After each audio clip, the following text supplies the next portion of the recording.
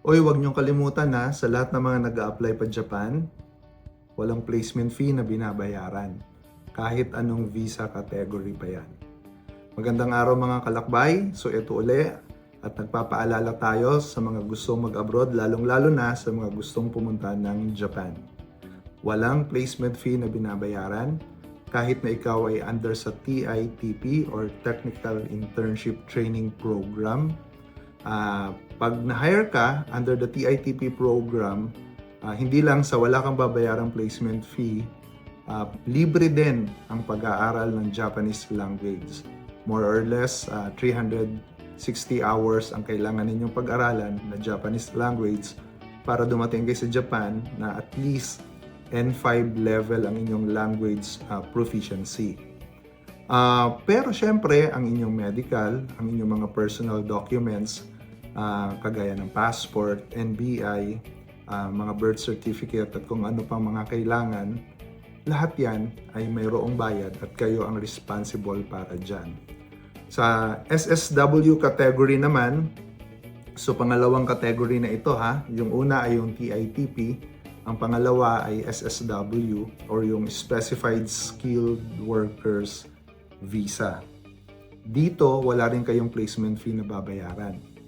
Pero dahil hiring requirement ang language proficiency, meaning bago ka ma-hire ay required na mayroon kang certain level of language proficiency.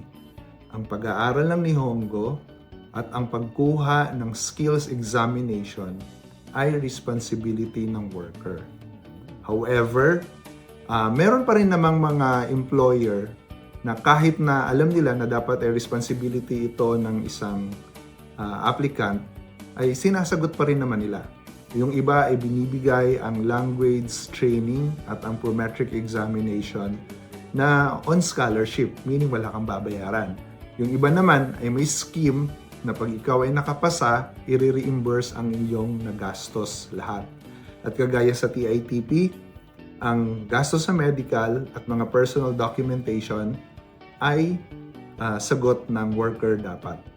Ang pangatlo na visa category, ang engineering, humanities, or international specialist visa. Typically, ito yung mga visa na binibigay sa mga professionals, mga college graduate. At gaya din nung unang dalawa ng TITP at SSW, wala ring placement fee na binabayaran dito. Optional ang language training. So kung mayroon man, kung ito ay hiring requirement, dapat bayaran ng worker.